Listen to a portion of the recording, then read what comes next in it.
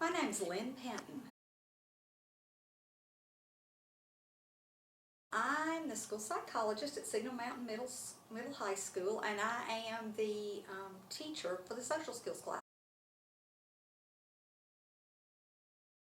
I've been working with social skills students for about 8 to 10 years now. I started, about 8 years ago, I started the class at Red Bank Middle School and then spread it to several other schools, including Signal Mountain Middle High. Well, it started out as a desire to help autistic children learn how to have appropriate social skills, because oftentimes they don't make eye contact and they don't really know how to start conversations with people. And so they're basically awkward socially, and they don't understand some of the norms. So I decided there was a need for it.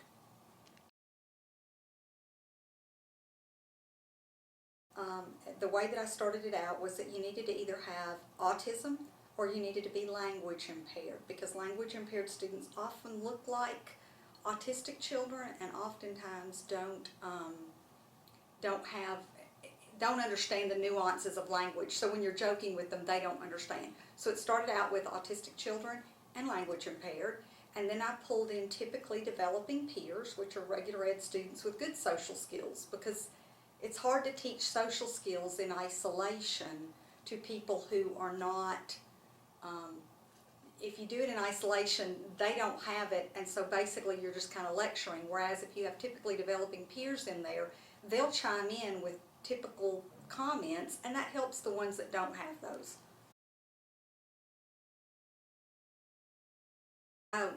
We cover gamut. We cover things like how to act in a classroom. I do that sometimes with the sixth graders, because a lot of times middle school's a big transition for them, and so they don't quite know what to do here at the middle school. I teach how to start conversations, how to end conversations. I teach body language, so nonverbal and verbal skills. We get into things like bullying. We get into friendship. How do you make friends? What do you do to keep friends? What's appropriate behavior with your friends? Let's talk for a minute. Okay, so we have gone through kind of friendships, right, before, all right? Okay, so what's classmate? Grace. A classmate is a person in school. Classmate is somebody that's in the school with you. How about Cole? How about a pal? A pal, not a pal, a pal. What's a pal? Basically like a friend. It's a friend. You're exactly right. It's just a really good friend. Matthew Hall, what is a close friend? Who is your close friend? Tyler. Tyler. And why is Tyler your close friend? They're my friend. Because you what? Do you like him? Do you hate him? What? I like him. You like him, and that makes him your friend, doesn't it? He's a close friend. Is he also a classmate? They're classmates too. Yeah, he's a classmate too, isn't he? And a pal. Wouldn't you say he's a pal? Yeah, they're pal too. One thing that I know about Matthew and Tyler's friendship, it's been there for a very long time. Almost 10 years. That's it. Wow. Okay. All right. So then, Christopher, what is a boyfriend, girlfriend? Are they just a friend, or are they more? No, they're more than just friends. They have like a romantic relationship.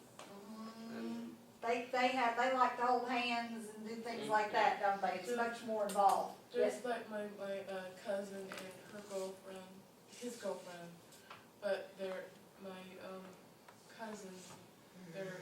They just got engaged a couple days ago, 3 days ago. Oh, that's awesome. Well, that's nice. That's very nice.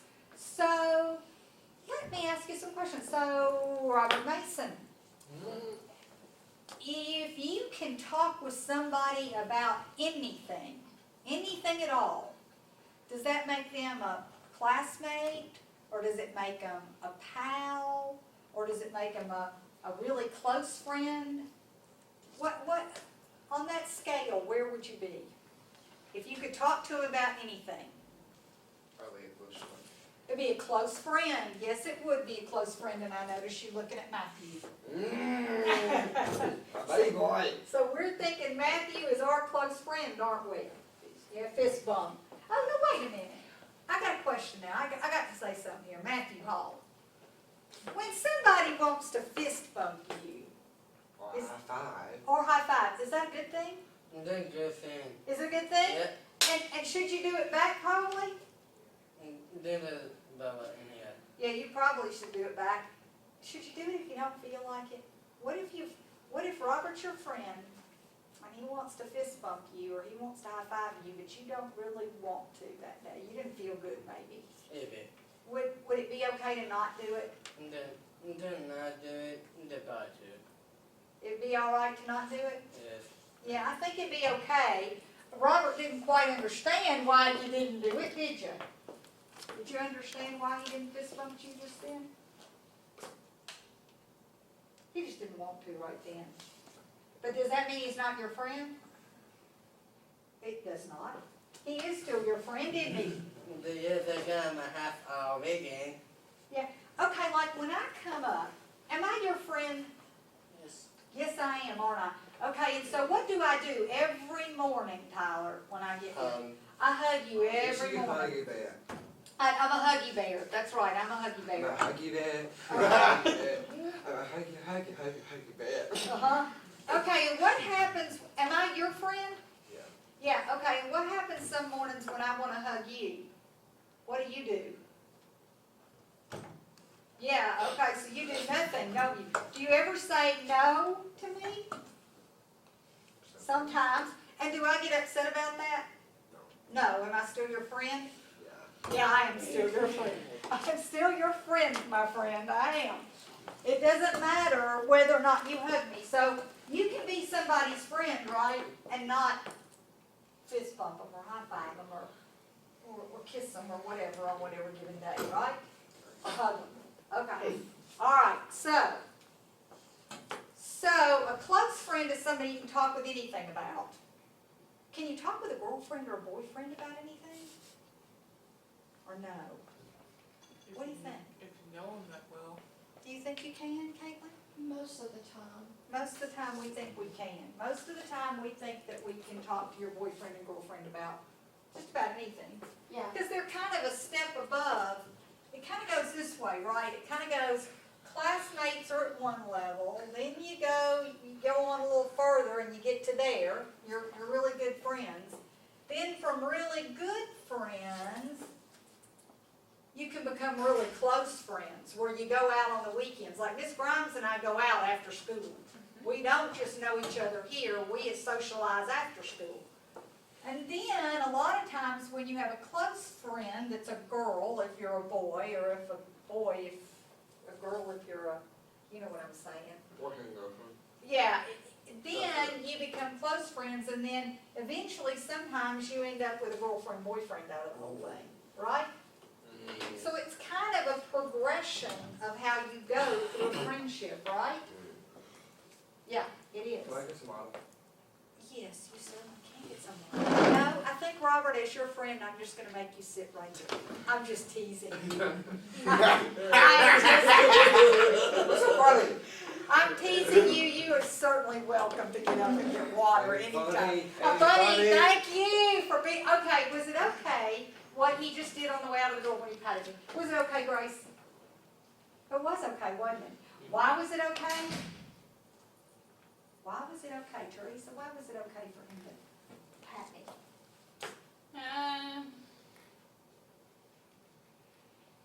Why was it okay for him to pat me? What was Because it? you're all a good friend. Because we're friends. Because I don't mind him patting me no more than I would mind if Christopher came up and patted me. No more than I would mind if Tyler tried to hug me. No more than I would mind if Teresa or Grace came up and Which you or know brings Caitlin. up a great point, and this I see this in high school a lot. Can you be, do all of your friends have to, if you're a freshman, do all of your friends have to be a freshman?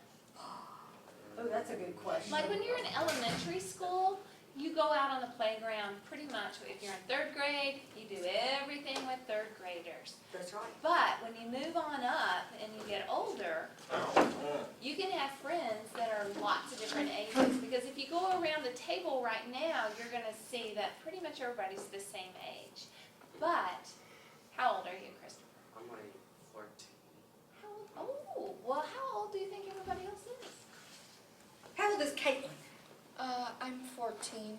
So 14?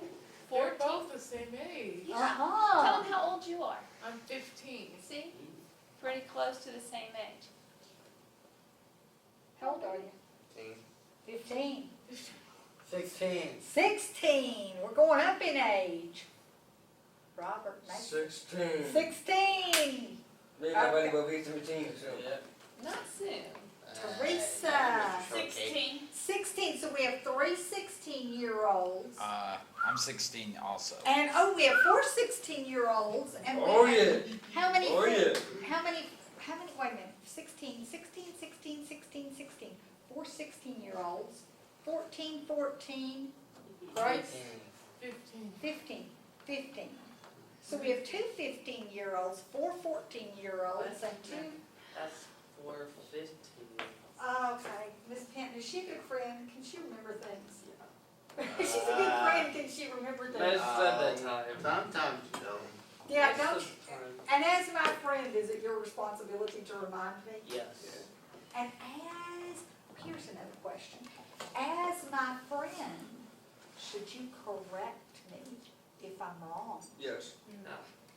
Should you Well, correct me if I'm I wrong? think it would depend on the situation. Well, let's think about those situations where we might. Should you correct me if I call you the wrong name? Yes. Yes. No, And so if I came up to Grace and I said, "Hi, Diana," I'm not Diana. you would say, "I'm not Diana." You'd say, "Miss Penton, you know I'm not Diana. You know I'm Grace." She wants to get my name sometimes. Wouldn't you? Yeah. Would you say it mean though? No. Would you go? Yeah. Would you do it that way? No, you wouldn't do it that way, would you?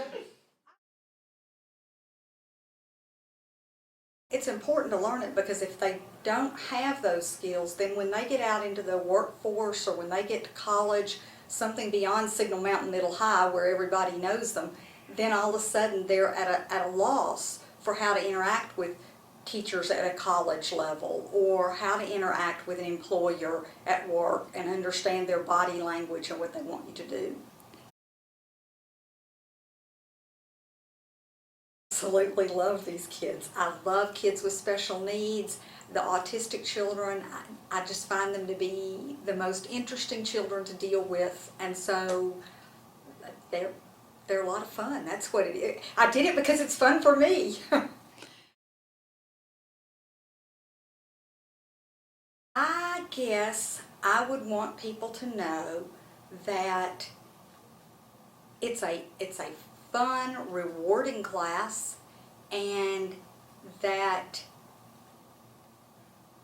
I see so much success in what I'm doing, and that I would hope that everybody would be considerate of one another's differences and to try to help them if they see that there's a need for something.